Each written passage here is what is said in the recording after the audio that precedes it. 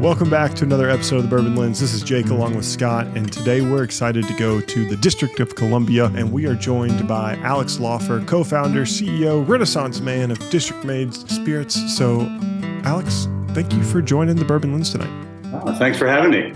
Great to meet you guys. Yeah, no, it's always great. You know, I always give Scott a ton of credit when we start thinking about the craft distilling movement. Scott started us on this early, and it's been just kind of the genesis of who Bourbon Lens has become. Yeah, do we work with large distillers? Of course, but you know, I always credit Scott for us working with craft because during the pandemic he made it happen for us. So Scott, again, thank you for finding all the content that's out there. It's where the good stories are. That is true. None of the fluff, all the real stuff. So Alex, I have to ask just to. We'll get into the brand and the story here in a second, but, what about you, just the person? Like when I think of DC and I think of power players, I think of, people getting mad at senators and presidents and all that fun stuff. I don't think of spirits. So how did this all kind of come to be? Yeah, no, it's definitely not what I thought of with DC either. Never expected to start growing roots in this part of the country.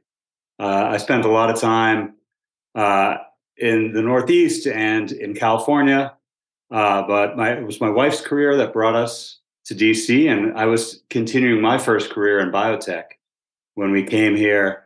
But shortly thereafter, the craft movement in a lot of things, not just spirits, but brewing and food.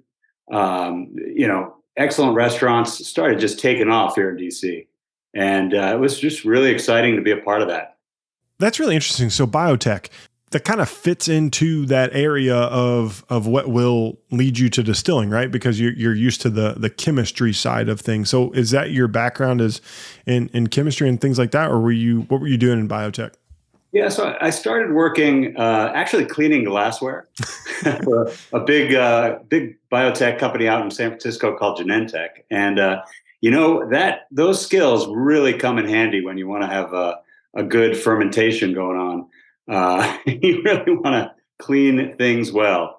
But yeah, a lot of us have left the labs to go into brewing and distilling and winemaking.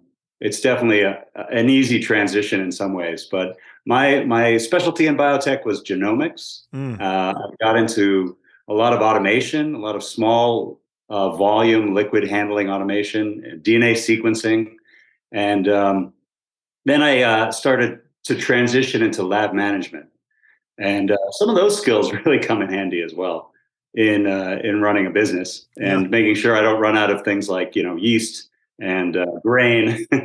Yeah. Making sure your spreadsheets are right so you can make sure everything's ordered. Yes. I have a lovely database for that.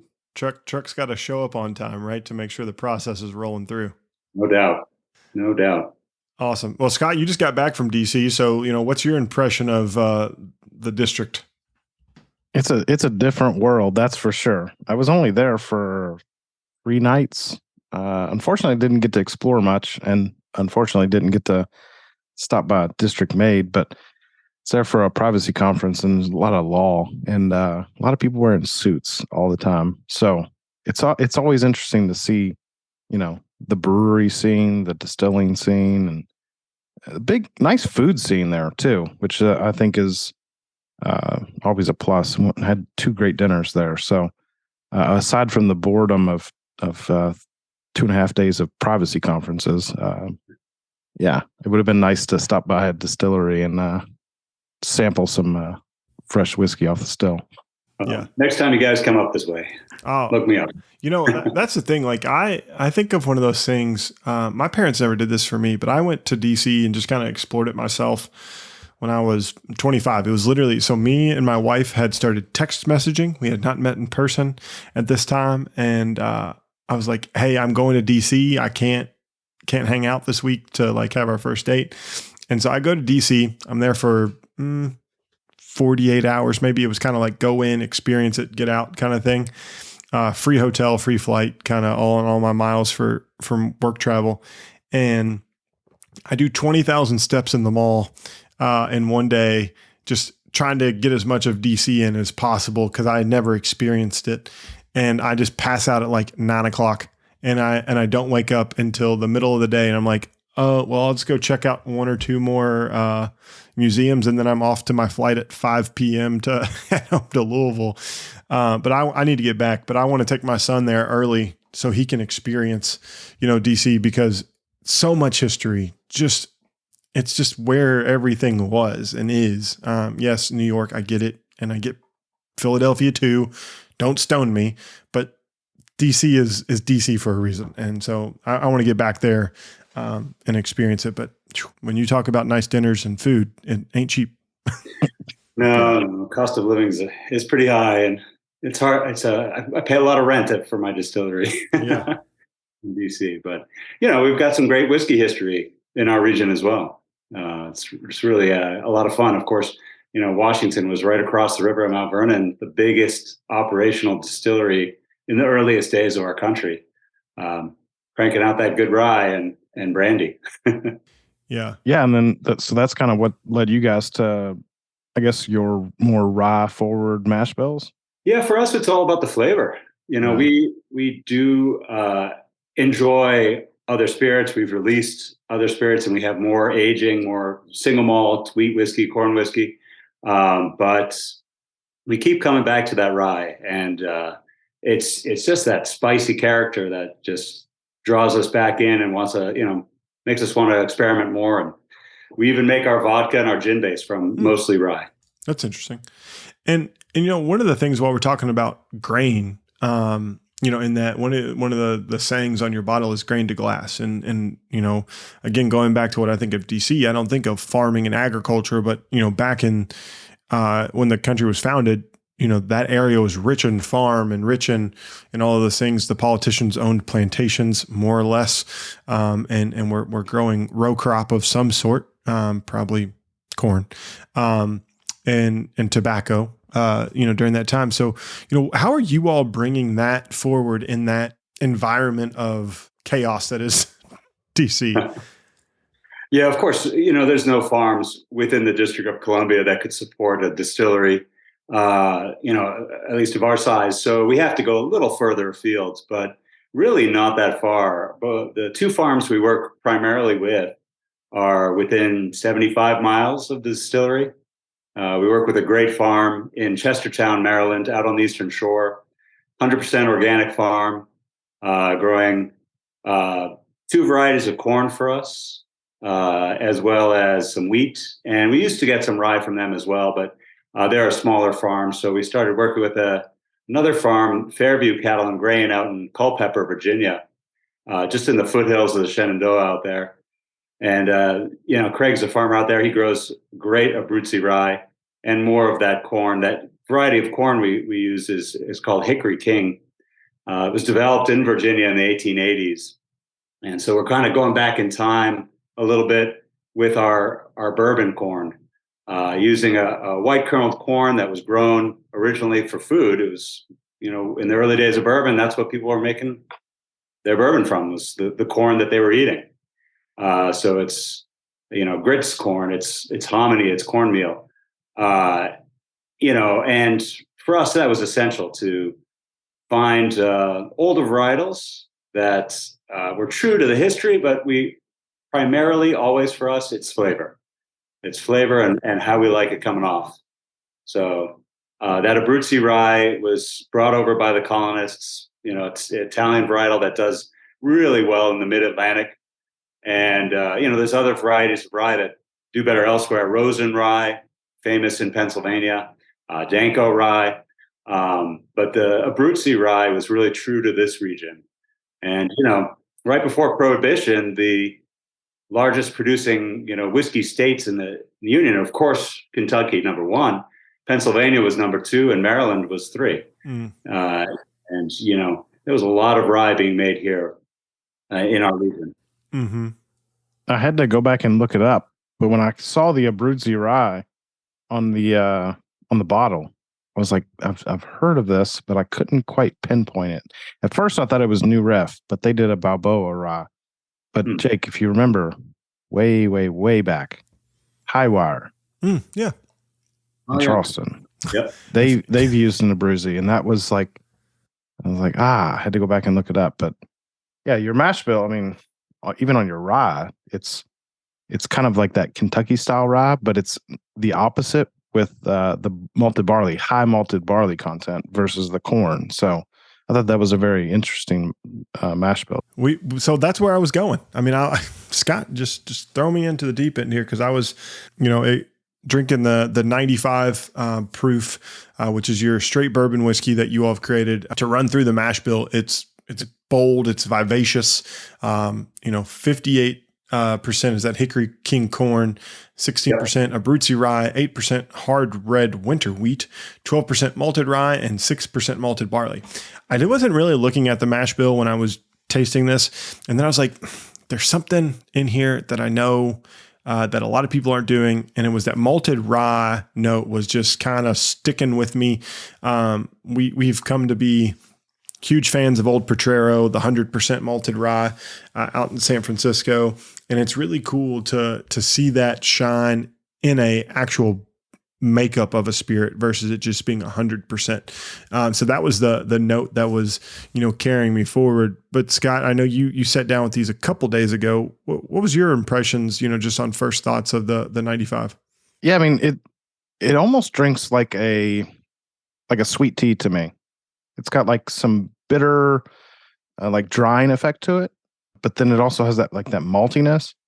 But it's very grain forward, which obviously Jake knows this. I love. So to read that it was a 5 grain, I actually poured these, the 95 proof bourbon, the 100 proof bourbon, and then the rye whiskey. I poured them blind. 2 of them I poured them in a lineup with other ones. So pure tasting notes was, sometimes I'll know exactly what I'm tasting and I'll jot some tasting notes down. Sometimes it's you think you taste something because you know what it is, but these were purely blind. But like the 95 proof, the 5 grain, it was like black tea, corn husk, lots of grain, bitter chocolate, raisins, and then it had like this bitter drying note too, which bitter is not bad, but it's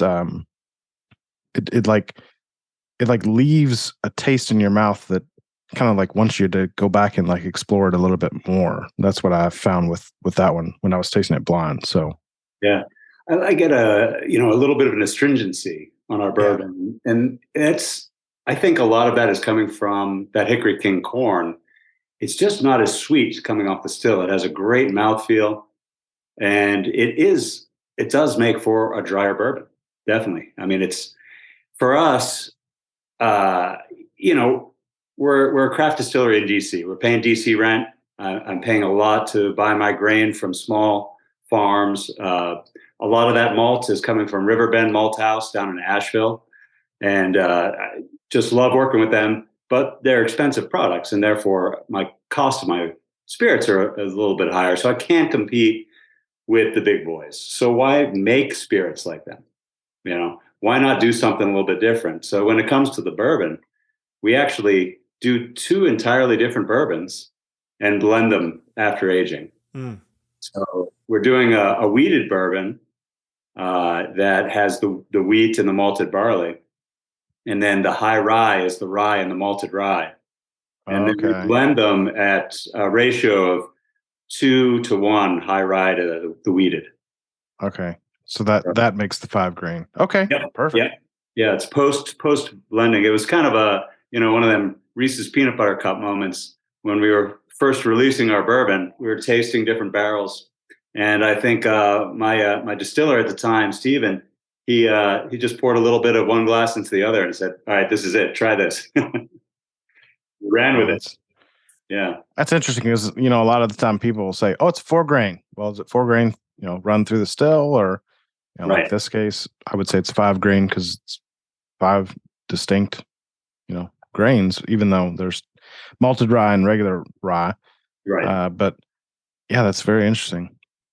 Yeah, so I'm glad that you see that that astringent note, which in my mind is not a bad thing. If you like red wines, like you kind of seek that out too. Absolutely. Yeah. When I first moved to California and I was, 24 years old, going up to Napa Valley, drinking these big California Cabernets that just can blow you away. And now I appreciate a lot of other wines now, but those were some of the first ones that I came to really love, and that definitely influenced my palate. Yeah. So this one was really interesting to me. Like I think the rye started to shine holistically in this. So where Scott was getting herbal and tea notes, which I expect from him as a coffee and tea drinker, just in general, hashtag recovering barista from college, it slightly like grassy, which is that rye note that I think is coming through. But there's this like nice balance of like cinnamon with like a zest of lemon peel, that's kind of weighted against a breadiness. Like you can smell that malty bready note shining through. And then I don't know if it was just me, but I got a lot of berry. Like it was like a red berry, like a raspberry. My son's been eating a ton of them right now. And so maybe that's just kind of in my nose. But there was like a really red berry or a red fruit. And then on the palate, that herbaliness still shines, but the bitterness I got more as a mocha or a dark chocolate. And like a dark chocolate bread pudding. Like that's kind of how it shined for me. And then just like really sweet vanilla on the end. Like that wheat shines at the very end, which leads to a really soft finish, but it's flavorful. Like, and that's what I want. I don't really want a big, bold Kentucky hug, quote unquote, right? Like I want something soft on my palate that just lingers with me, that when I go back for the next sip, it's just going to intensify the flavors. And this was, I poured it and I was like, okay, maybe it's just my palate adjusting. And then I was like, oh no, like it is grain forward, like Scott said, but it really adjusted nicely and then intensified with every sip. So for you all, like, are you all doing 15, 20 or, 53 gallons? What are you all putting your all's whiskey in to get going? Yeah. So when we started, we did do a combination of 25 and 53 gallon barrels, weaned off the 25-gallon barrels much earlier for the bourbon. To be perfectly honest, I thought that, when you're going with a small barrel, you're increasing the ratio of volume to surface area so much that, of course, you get more extraction in shorter time. I don't have to tell you guys this stuff, but for me, I got too much. We're talking about those tannins in those big red wines. I got too much oak tannin if I left the whiskey in most of those 25-gallon barrels more than 2 years. So for me, 2 years was max. And I don't really appreciate much bourbon younger than 2 years. I think it needs a little more time. Now, my rye, I was a little happier with at 2 years, but we have made the change on the rye as well. And the next batch of rye will be over 4 years, only out of 53-gallon barrels. But in the last year, the bourbon, standard bourbon, has gotten north of 4 years, all 53-gallon barrels. And it's hitting that sweet spot. There's something about that 4 to 8 year range for bourbon that, there's the exceptional barrels that are fantastic older than that. Don't get me wrong. Yeah. But they are the exceptions, I think most bourbon is just, it wants to be in that 4 to 8 year range. Yeah. And Scott, this just tees you up for, talking about Bottle and Bond, like, and why it still means something today. Yeah. I think Bottle and Bond was created for bourbon. Like it's just a benchmark. It's like, it's that threshold. Like you've got to hit it. And I think that a lot of bourbons, even young bourbons, which have been great, they really shine, I think, at that 4 year point. And 100 proof, I just think it brings enough flavor, but it's not overwhelming. It's not enough, it's not too much barrel influence. So yeah, 100 proof, bottled and bond. I'm all about it. Yeah. Yeah. We've been doing a bottled and bond release now ever since our first barrels turned 4. So this is our 4th release this year. And it's always been a fun release to do. Let's say, so speaking of the bottle and bond, let's just talk about it. So it does carry a little bit of a different mash bill. It doesn't have the wheated, product in it. So it's the 58%, same varietal of corn, I'm assuming. Yes. Yeah. And then 25% of the rye. So it's going to bump up the regular rye content, and then it's going to be 17% malted rye. So like this is almost as close as you're going to get to a 50-50 without, someone saying like a 51% corn and, 49% rye. But I mean, it's pretty close to 50-50. So it's going to be a big, bold rye content, against that very different style of corn. Yeah. Yeah. No, so, to making the two separate mash bills for our standard bourbon allows us to release one or the other as either single casks or release like this bottled and bond. So in this case, the mash bill tweaked a little bit. This is one of our oldest barrels. So, within the first year or two, it changed by 1% here and there. But otherwise, this is the same mash bill, just the high rye component of the two that go into the standard bourbon.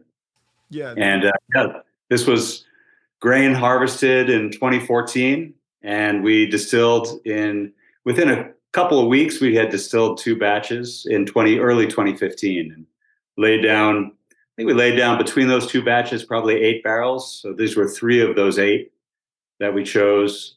A couple of them we'd already had released, but yeah, these just screamed out and went great together. And yeah, it's all about the high rye, and another 3+ years of age, you get a bit more oak, that's for sure. Yeah. So these are far in excess of the 4-year threshold. Yes, 7+ on this. Yeah. Well, and so that's what I got, because there was like a depth of flavor to this, like honey, lemon. I think it smells vibrant and bold. Like it just smells like it's got some oomph behind it, right? And as it kind of opens up, there's like these buttery notes that start to shine. Like I really liked that the corn balanced against the rye gave you these buttery notes that is a really delightful smell to me. I'm reading your all's official tasting notes here. It says white peppercorn surrounded by a cloud of cherry cola. So my wife's pregnant, and we're expecting, and so one of the things we've done is we've had to like wean off caffeine, and so we've been finding like our favorite drink that is non-caffeine, and it's been Coca-Cola Zero, Coke Zero, caffeine free. And that's what it tastes like to me. It's kind of like the artificial sweetener. Like you can tell it's just a little bit different, right? But that Coca-Cola Zero kind of note is there, but it just like tingles the tongue. Like it's got a carbonation to it almost. Like it really, that malty barley flavor kind of shows up there. And I just thought the flavor profile there was for me. Like I just want to keep drinking this whole little sample that I have, because it's going to be gone here in the next 2 minutes, because it's just a really tasty whiskey. And again, the finish soft and but flavorful. Like it just speaks to me from a flavor profile perspective. Yeah, I think it brings this is like a rye whiskey drinker's bourbon. Like it like punches, but then it's got that lingering sweetness that it's probably just a little bit of the age and a little bit of the corn, but it's still got that rye punch that people like from rye. Yeah, we love the spice. We love that flavor of rye. It's just most interesting for us. I mean, don't get me wrong, we make a lot of bourbon here, but yeah, a good dose of rye in there. When you all are putting these together, and you're tasting through these and you're talking about it, are you focused more on your seasonal releases like a bottle and bond? You want to keep these honey barrels back? Or are you really thinking about, hey, how can these enhance our, flavor profile, our flavor profile in our, standard offering? Because I feel like at a craft distillery, that'd be the question. If I'm trying to put myself in your shoes, do we enhance our normal product with these really good whiskeys that we have back? Or do we keep them and have them as an exceptional bottles? And then people are like, well, shit, I can't find those anywhere else. I'm just playing through my head right now. I'm trying to put myself in your shoes. How does that conversation happen? Yeah, it's, every time we're getting ready for a new blend, it's a lot of tasting, a lot of back and forth. We had just started doing a new approach. We're kind of calling it a sort of Solera approach. When it comes down to it, as a craft distillery, we're very small.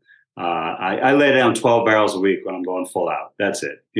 That's a drop in the bucket compared to some of the folks around y'all.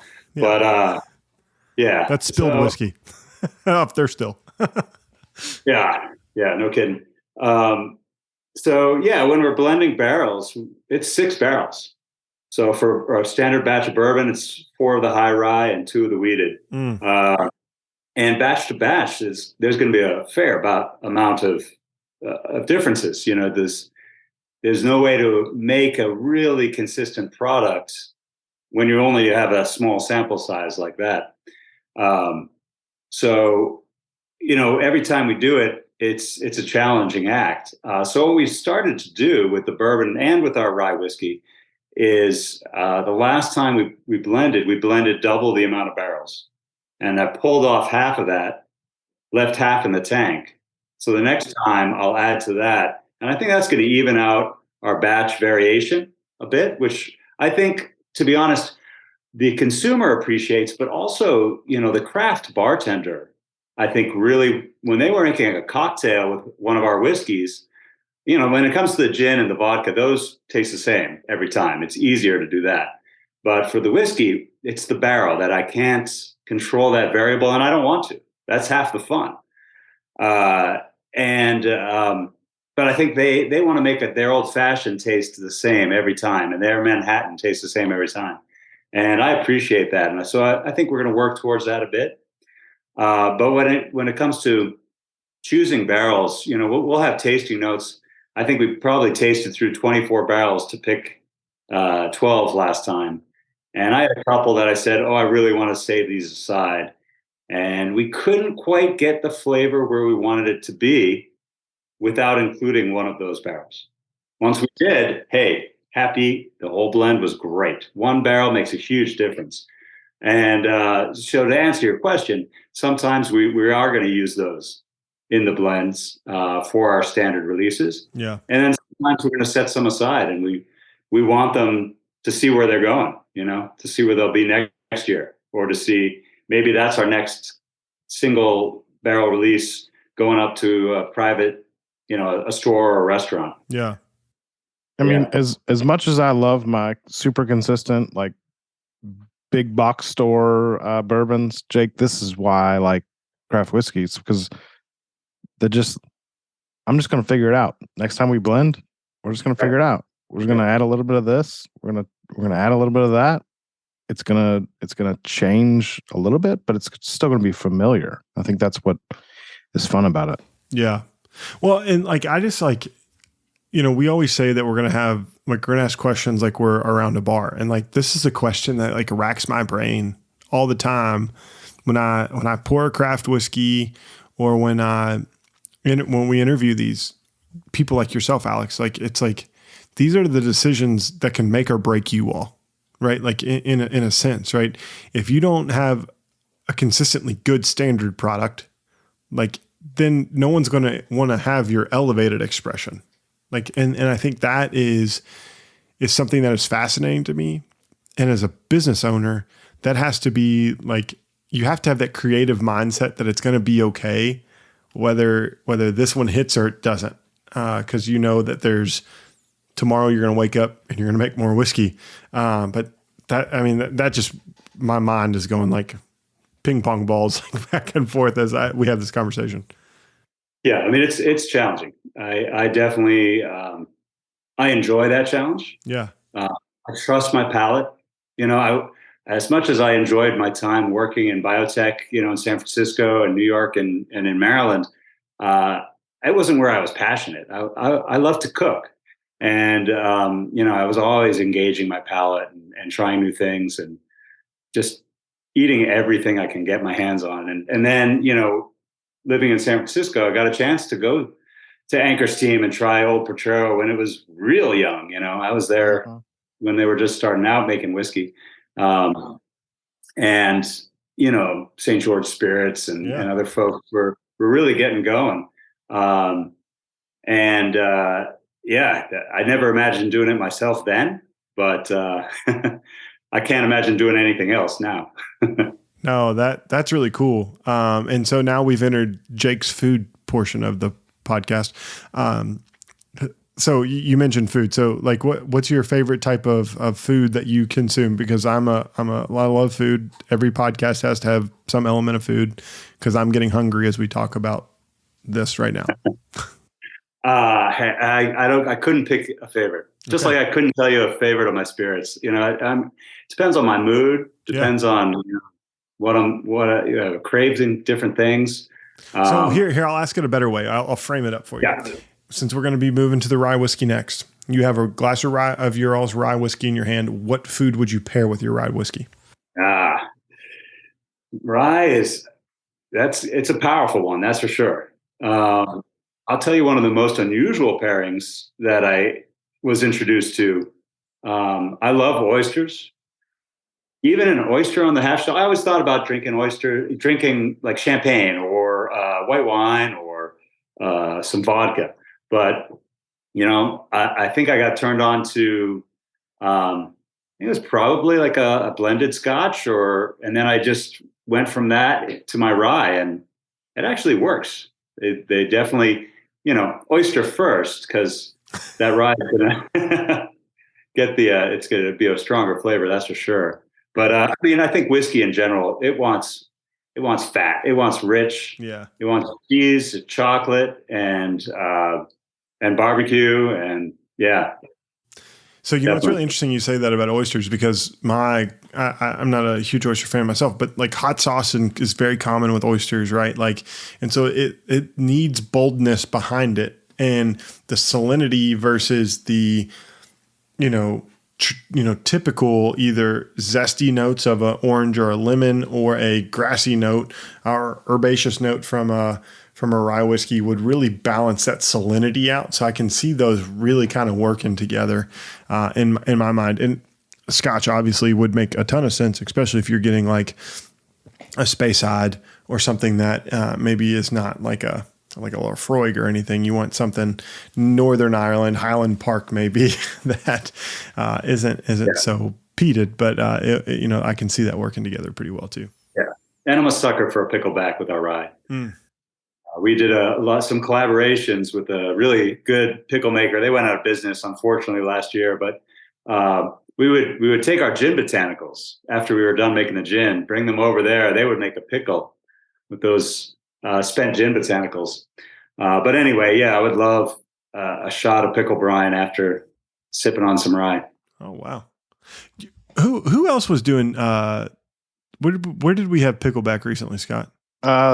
They make a pickled whiskey, which is Bluegrass Distillers in Lexington. That's what it is. Oh, okay. Yeah. Remember, they gave us a shot of it, and I was like, it's so weird, but it's not bad. Yeah. Like, it's just... It's kind of like one of those things you want to hate, but it's not... You can't hate it because it works for some reason. Yeah. You're like, this is crazy. They're blending the pickle juice in the whiskey and bottling that up, or? Yeah, so then they're aging... Was it a rye or a bourbon? Weren't they aging it in pickle barrels? Yeah. They had aged pickles in whiskey barrels, and then they take the pickles out and then put whiskey back in and then let it set. And the pickles were really good. It's just weird. The pickles were delightful. I love a good pickle. And one of the things I want to do is I want to be able to, like, speaking of food, I want to get to learn how to pickle things. Watch cooking shows and stuff, and they like pickle everything. They're like, it's a quick pickle, it's a hot pickle, and I'm like, just teach me the basics of pickling here, folks. Like, and then I go to Kroger and like, there's all the seasoning. It's like, pickling seasoning. I'm like, that can't be good because no one uses that on a cooking show. Well, you can like ferment your cabbage and things like that too. That's another way to develop a really good palate is testing everything. I really want, my wife likes pickled red onions. Like, so I want to learn that because I like pickled red onions, especially like, give me that on a barbecue sandwich.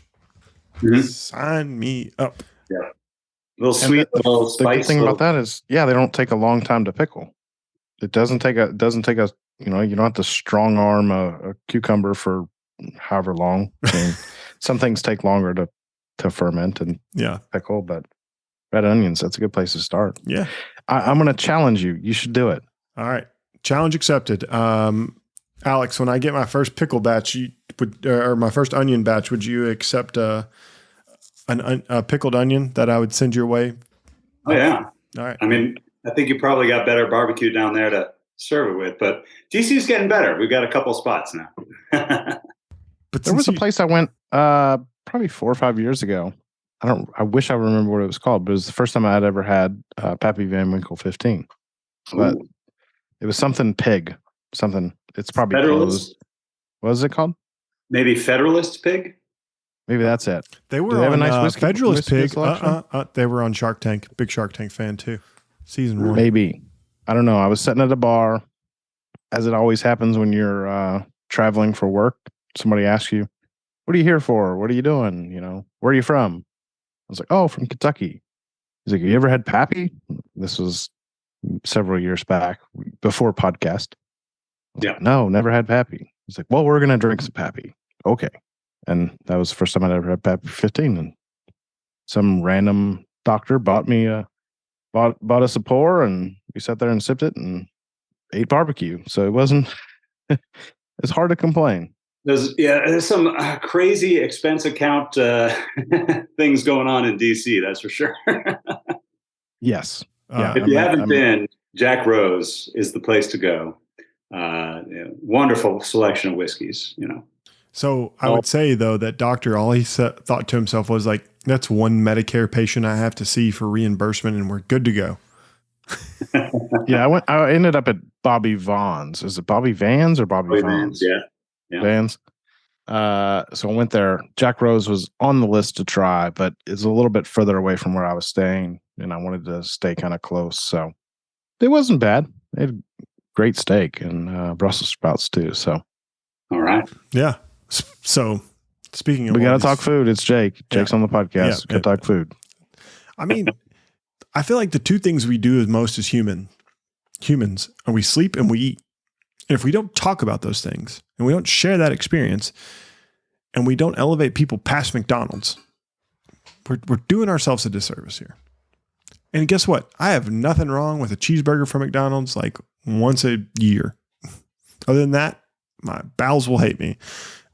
Wait till your son gets into sports, and that's what you'll be forced to eat. When you've got 20 minutes to feed your kid. I got a Subway real close to the house. I'm banking on that. I'm banking on Subway. I grew up eating McDonald's, and I turned into wearing husky pants. I'm trying to avoid my son wearing husky pants. He's a little tall for husky. Yeah, I was short. I was tall, and then I was short and fat. It just, life hits you hard, and then you get to be then nature happens and you mature. Alex is like, I need another sip of whiskey because these fools are crazy. No, I hear you. Jumped off the deep end. I got a lot of quick meals in me these days. And my kids are in high school, and we're in sports. So yeah, we do a lot of moving around. Oh yeah, you get it. Lots of eating in cars. Yeah. Yes. Yeah. Hashtag just got a minivan. So really embracing life on the go with the new one coming. We're just sliding doors and all. Yep. Yeah. Yeah. So as we continue to talk about, District Made and the spirit forward, would you say your rye whiskey is your flagship, or is your bourbon your flagship product? Well, I mean, as far as sales are concerned, it's bourbon, hands down. Bourbon still reigns supreme. It's America's whiskey. You can't beat it. Rye is come back a lot. If we had never made a bourbon, then sure, rye would be our flagship whiskey. But we wanted to make both from the get-go. And, our rye was selling great. Then we released the bourbon, and I think we undermined our rye sales a bit. But that being said, we've probably gotten more awards and recognition for the rye, but the bourbon still outpaces it in the market. As Zoolander said, or what they said during Zoolander, bourbon, it's so hot right now, instead of Hansel. this rye, like I'm just kind of jotting down notes here as I talk. I'm pulling a Scott over here, and I'm writing as I think it's helping me process. You know, this one has a ton of flavors, and so this is a 57% Abruzzi rye, and then 14% corn, but then 29% malted rye. So like this is a rye bomb, you know, from that perspective. And, you know, one of the things I found to be interesting about this mash bill, normally you think of malted barley being that content, so you don't have to use enzymes and all of that process. What made you all in on the malted rye content here versus, you know, using a little bit of that, what made you go all in on the malted rye? And does the malted rye give you the same enzyme effect that the malted barley does? Yeah, so good question. I mean, the malted rye does not have quite the power, but when you're talking even 6%, it's still more than enough. And that's the percentage of malted rye in our vodka, in our gin mash bill. Now you get up towards 18% in the bourbon or 29% in the rye. We have no issues with that. Got it. Now, rye being rye, we do add a little proteinase. Because otherwise it's a sticky mess. It just comes up the works. So, you know, that has nothing to do with the malts, you know, that's just rye. But I don't need to use any amylase. It's just straight up the malt itself. Yeah. Yeah. But we went for it because of the flavor. We just loved it. I mean, this malted rye, you know, it was something I had seen out there, but not experienced that much. And I saw that these folks at Riverbend had it. This is going back, you know, 9 years ago. And at that point, most of their malt, and I think most of their malt still is consumed by breweries in the Asheville area because there's so many. But Corsair had used a little bit. And I love their Rye Moon, their unaged rye. And I gave them a call. I asked what they thought about it. And they were perfectly upfront. They were like, yeah, we love it. It's just pricey. So, but we've been just in love with it. When I'm milling it, I grab a handful and it's like granola. It's so delicious. I'll eat it, you know, right out of the mill. Now, are you all malting down there? They're malting it there and then you're getting it? Yeah, no, we don't do any malting. Yeah, this is all from Riverbend. We also use a couple of varieties of their malted barley and malted wheat from them as well in a different whiskey. Oh wow! Yeah, I don't think I've had malted wheat. Yeah, we released a single cask last September of 100% wheat mash bill. So it's just wheat and malted wheat, the same wheat that we use in the bourbon, that Beamer hard red winter wheat, and they're malted wheat. Very interesting. Yeah, real different. Well, and what's really cool is like the cross pollination between rye or with like the barley, the rye, whatever, like and getting it malted. Like the flavoring grains are like where it's at. Like I think so many times we focus on corn sweetness or rye spice. We don't realize that the flavoring grains are enhancing those or giving additional, you know, components to make them whole, like from a molecular compound perspective. And so I love that rye is used two ways here to get better flavoring from your grain profile. And so I think it's super interesting. And I mean, this one is like dessert in a glass for me. Like it's really tasty. Scott, I know you're not a huge rye drinker, but I think this rye may lean more in your category versus, you know, some that do not. Yeah, it's almost, I think the note you said earlier for the last one, it's like that cola, but I kind of get like a root beer or like a cherry cola, like yep, Dr. Pepper, like root beer. It's got like a lot of different spices going on, but it's got this sweetness that's kind of just hanging around. So, I mean, my tasting note says root beer and candied oranges is kind of what triggers in my mind. Yeah. Love candied oranges. Those are the best, like 99 cents you can get at a truck stop. But you know, I was thinking, like I put candied, but there's like I've eaten a lot of the Clementine things lately too. They're like in season and they're so fresh. But like it's almost so candied orange that it's almost peachy. Like it's kind of like almost made that turn into like juicy peachy notes to me personally. But black cherry, like if you ever had like black cherry cola, like that's kind of what like I got. And then like it's kind of balanced with like a white pepper, not a black pepper. Like it's a really subtle cracked pepper type of note, nose and palate.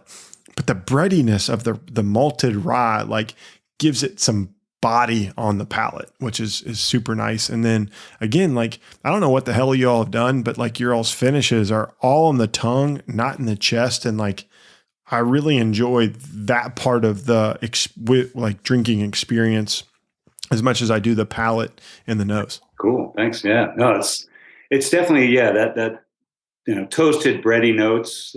I attribute to the malt 100%. Yeah, it's a fun whiskey. A lot of young ryes, you get the spice certainly, but the grass notes, the dill notes. I don't experience it as much on our rye, and I think that has to do a lot with the mash bill.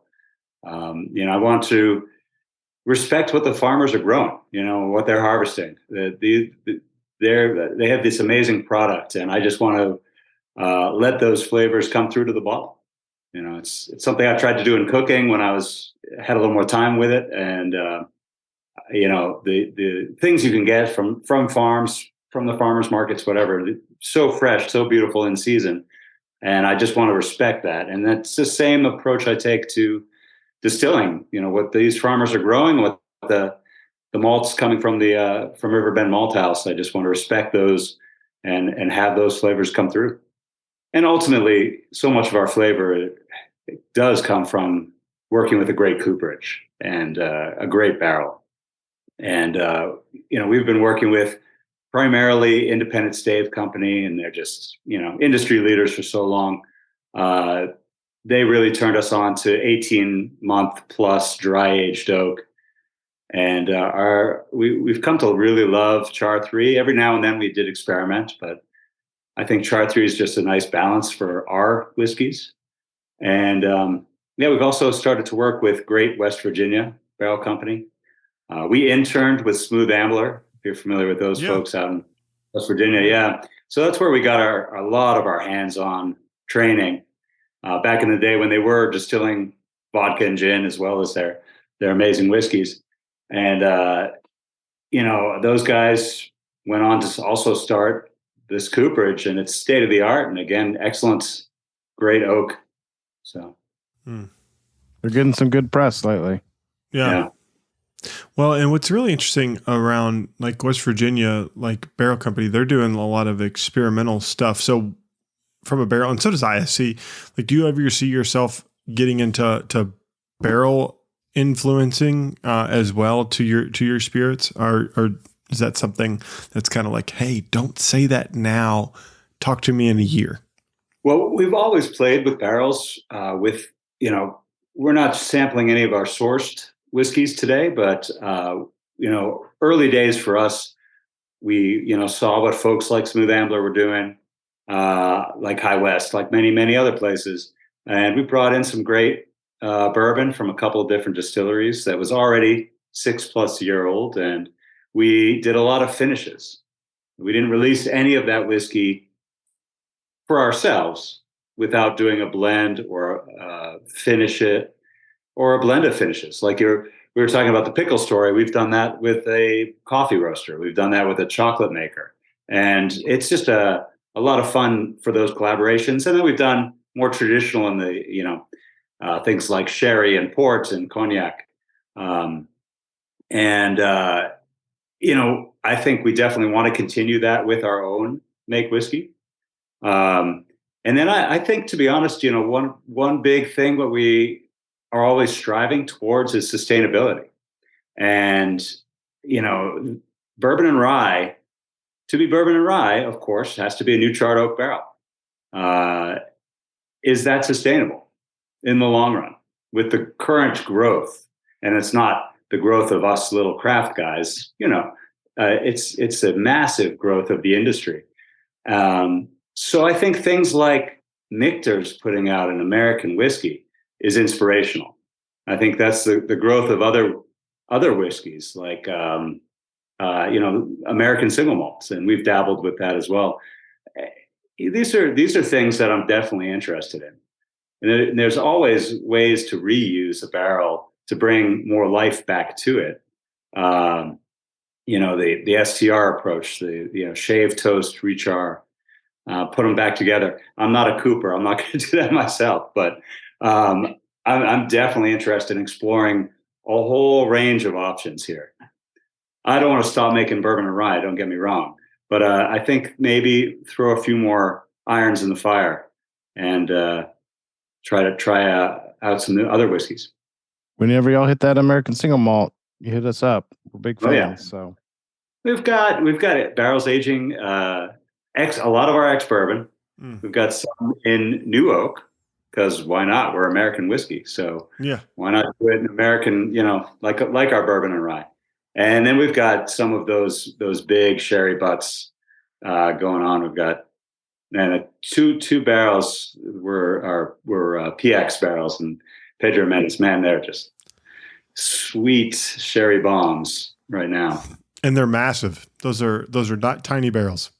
They are not. They are 600 plus liter. Yeah, it's so funny. People just don't realize how big those sherry butts, Mizunara casks, like any of those non-standard American 53 gallons, like they know what it's like to store liquid for a long time over there. We haven't figured it out quite as much here in the States, obviously. So as you all think about the evolution of whiskey in an American whiskey being in the birthplace of the United States, what's the next step for you all to make sure that you all are staying on the cutting edge and meeting your all's consumers' needs? Yeah, I think, for us, it's all about the heart of rye. I might talk about some of our single malts and other things, but it's where whiskey started in this country, and it's where I want to continue with it. And I think we want to focus on making our spirits with rye. Rye is a great crop to grow. It is great for the environment. It grows a lot of places and protects the soil from erosion over the winter. And it is a great thing for us. And, around here, most of the farms grow it just as a cover crop. They don't harvest it. They plow it back into the soil and then plant corn or soy. That's most of what you see around these parts. And, I say, well, why not keep it going and harvest it and use it and eat it? I think as long as it's got that heart of rye in it, it's going to be in our quiver. Something we'll figure something out. We've got to keep playing. That's as much as we do love our core lineup. It's fun to make a new gin or to put together the next bottled and bond release, or maybe we blend a little bourbon and rye. Maybe we blend some single malts and apple brandy. I don't know. Keep pushing the boundaries. I mean, that's the most important thing. I think it's super exciting to taste really good distillate, but then like push the boundaries so people like Scott and I can spread the good news of what District Mate's doing, because I've really enjoyed the three brown spirits we've had. And Scott, I'll let you chime in because you're a gin guy. You're our gin expert, as I like to say. Give me a quick rundown of what you think of the gin. Man, you're going to give me a second. I got to revisit it. Hold on, let me pour it. Yeah, so it's the same 3 grains that go into the rye whiskey, just different proportions to make our vodka and the base for the gin. We just use a little more corn and a lot less of that malted rye. And then, of course, we do use a different yeast strain and then distill to a much, much higher proof coming off the still. These days, everything we strip on a column still. Okay. And we redistill on a pot still. It's a hybrid pot. So when we're doing whiskey, we bypass the columns. We go right to the condenser. And when we were distilling the vodka, we can get up to 190. I think the highest I got to was 193 ish on our. Yes, we've got 30 trays and 2 columns. It's a nice Barrison Italian made still. Oh, nice. We can get up to vodka proof, no issues. So the first thing I noticed about this is it's super viscous. Like it's super like velvety, like it just coats your tongue.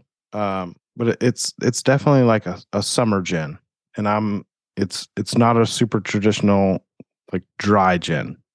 It's kind of like on the other end of the spectrum for me, but like sugar sweetness, but then it's got like a pop of this minty characteristic that kind of carries. Man, obviously I'm after tasting 3 whiskeys and going back to gin, but I had tasted this before. I just didn't take any notes.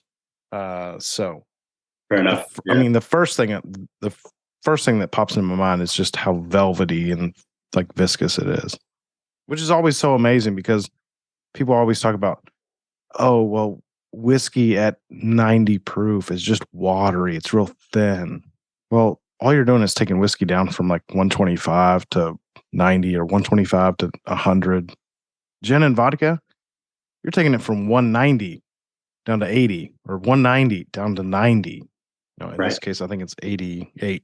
88 on the gin, yeah. Like the amount of water you're needing to add to bring that down to proof, but then you're still getting that viscosity. Like people that just say like 90 proof whiskey and 100 proof whiskey is watery, they're just trying to,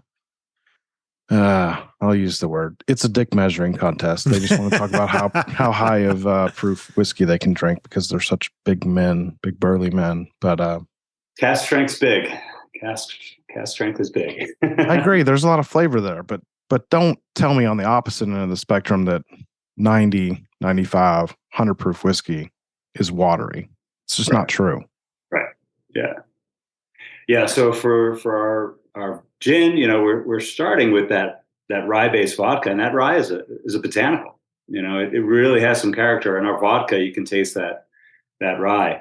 For us, when it came to vodkas, Chopin was inspirational. It's a Polish vodka. They do a wheat, a potato, and a rye.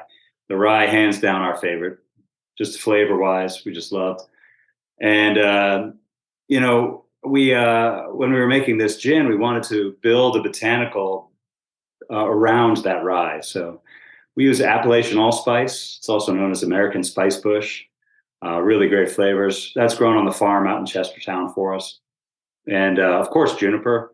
Get ours from northern Italy. We use grains of paradise, coriander, fennel seed, lemon peel, lemongrass, orris root, angelic root, and licorice root. Make all of our gin in a small batch, 250 gallons still, 250 liters still, rather. So one batch of vodka, we'll have to run that still probably every day for a couple weeks. It's just greater control over the botanicals in the vapor phase when we're distilling a gin. So we just hang baskets under the base little column. Yeah. So it's a fun spirit. I love making a gin that's not as juniper forward. I love my London dry gins. Again, I just didn't want to make one, when there's other people that they've got that market, they've let them have it. Yep. I think that's true. I'm wanting to get like a really small still. Don't tell the ATF or the government, but I want to get a really small still and make my own gin. I love gin, but they just make it so damn difficult to try to make on your own. It's true. It's true. We do have a little alembic still that we distill single botanicals on. And we've started to do this for different restaurants and hotels around town so they can have their own gin. We'll just distill like a type of basil or something else and add that to our gin, and they can have their signature blend. Next time I come to DC, I got to find those restaurants. Oh yeah. Well, it's so interesting. We just interviewed Monkey 47 and talking about a gin that's crazy. 47 different, pieces of the pie that goes into that one. And so, I think it's crazy. People don't realize that there's a lot of stuff that goes into making some of these clear spirits, especially gin. Yeah. Yeah. We thought we would have our gin out in the first couple months of opening. And we spent probably 8 months going through blend after blend after blend and just tweaking it a little here and there before we finally got to where we are with Ivy City. Wow. And then the next gin that really becomes a whiskey lover's gin. I mentioned Smooth Ambler, and those guys had a barrel aged gin that they were doing, and it was really inspirational for us. I just love the idea of adding that oak to the botanicals, but it's not just putting that gin in a barrel. So we have to tweak the botanical blend to, make sure that everything works well in the end. That we're balancing the oak with the botanicals, and we're not losing any of them. So we bump up the juniper, we bump up the fennel, a little more grains of paradise. We add orange peel, and then we age in new oak for just 3 months. Empty it, refill it for another 3 months, and during that 6 month period, we have an ex-bourbon barrel going that whole time. And so all 3 barrel fills are combined, and that's one batch of our barrel rested gin. Wow. And we bottle it at 102 proof, so it's kind of a beast. Well, I will say that in transportation, that was the one I lost. So no! I need a rain check. I'm gonna have to try that one. Well, let me get one out to you. I'll apologize. Well, so I get the box. FedEx guy knocks on the door. I open the door. He's like, "Signature, please." I'm like, "Okay," or UPS, whatever it was. He hands me the box. I'm like, "Why is this box wet?" It's never a good sign. I open it up. It smells like rye whiskey. And I'm like, "Oh no, there's rye. There's rye that's spilled." And then I start sorting. I'm like, "Okay, everything's accounted for." And there was one bottle at the bottom, barrel rested gin. I was like, "Damn it!" the lid had just cracked, and I guess had just slowly seeped out. Yeah, damn shit. My mail guy, that's me. I take full credit for that. I pack up everyone. I don't think it was you. I literally think I'm like watching those videos, like, what the hell is this FedEx guy doing with this package that ends up with a footprint on top of it? I'm like, how does this happen? Right. Yeah. I blame them, not you. Life is hard, for sure sometimes. Well, it has been great to explore District Made tonight with you, Alex. It's been a lot of fun. It's been all over the place. But I truly appreciate it. I know Scott truly appreciates it. And for our listeners, can you just tell them where they can find out more about you all from a social media perspective as well as website? Of course. Yeah. So website, districtmadespirits.com, and Instagram is also, and Facebook, District Made Spirits, at District Made Spirits. And I think, Twitter as well. We're in there too. So we just started partnering with someone that can help us ship it to most of the states in the nation. So you can go on the website and check it out there. And certainly if you're in DC, we do tours and tastings every Saturday afternoon. And you can always arrange a private visit. We're happy to do a private tour if you're not here on a Saturday afternoon. And then, come and check us out. Try our spirits. That's awesome. Well, we really appreciate your time tonight, and thank you for supplying these samples so we could talk through them, and look forward to what you all have in the future. Everyone, go out and try this. I'm not saying that just because Alex is here. Really good spirit, and I think you all will really enjoy this. So, thanks everyone for listening to this episode of the Bourbon Lens. As always, you can find us on Instagram, Twitter, and Facebook at Bourbon Lens. We want to say thank you to our growing Patreon community. If you want to be a part of that and become part of our tasting club, please do. Go over to patreon.com/Bourbon Lens and smash that subscribe button there. And last but not least, if you are inclined please go like, rate us, give us a 5-star review in your favorite podcast listening app. And until next time, cheers. Cheers. Cheers, y'all.